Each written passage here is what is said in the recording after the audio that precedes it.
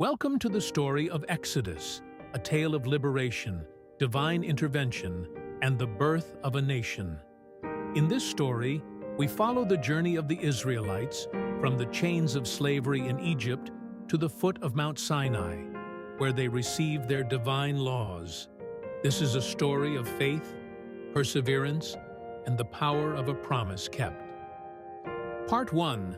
The Oppression in Egypt, Exodus 1-2. Our story begins in Egypt, where the descendants of Jacob, known as the Israelites, have grown numerous. Fearing their numbers and potential power, a new Pharaoh, who does not know of Joseph's legacy, subjects the Israelites to brutal slavery. In a desperate bid to control the population, Pharaoh orders the killing of all newborn Hebrew boys. But one child is saved. A baby boy, placed in a basket, is set adrift on the Nile. This child, Moses, is found and adopted by Pharaoh's daughter, growing up in the Egyptian court while retaining his Hebrew roots. Part 2.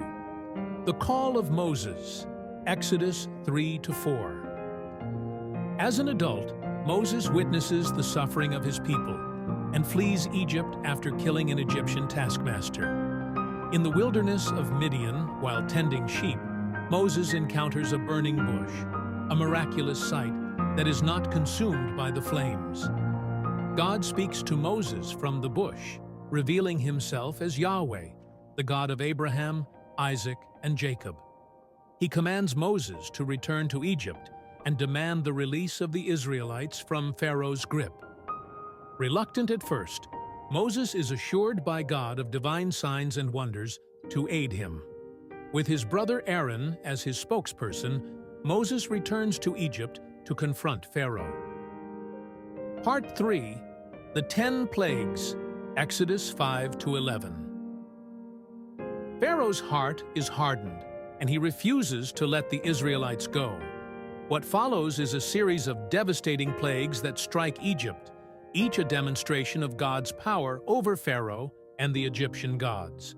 The waters of the Nile turn to blood, frogs swarm the land, lice and flies torment the people, livestock perish, boils afflict the skin, hail rains down, locusts consume the crops, darkness falls, and finally, the death of the firstborn sons strikes the land. Through each plague, Pharaoh's resolve wavers, but then hardens again, until the final, most tragic plague breaks him. Pharaoh finally relents, and the Israelites are allowed to leave. Part 4.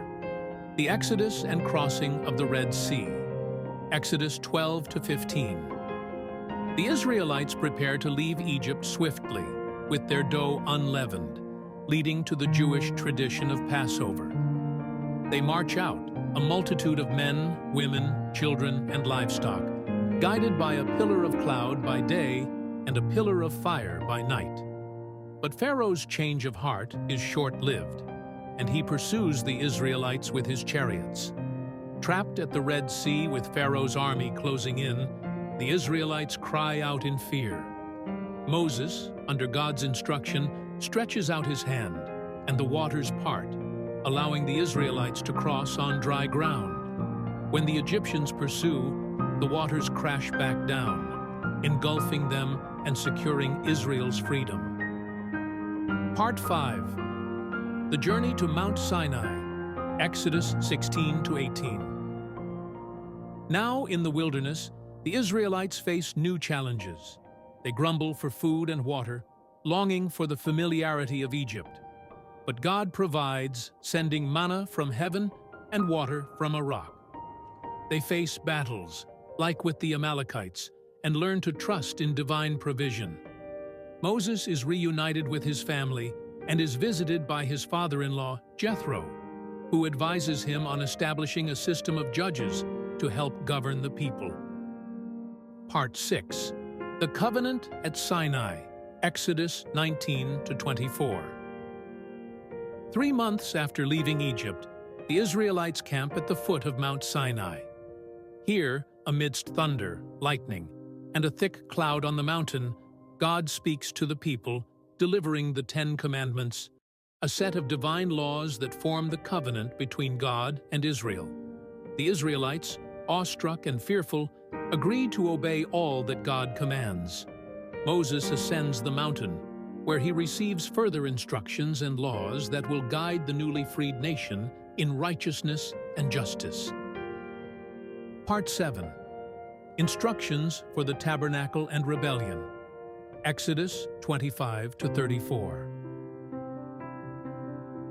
God provides detailed instructions for building the tabernacle, a sacred place where His presence will dwell among the people.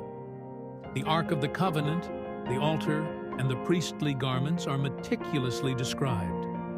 However, as Moses remains on the mountain, the people grow restless.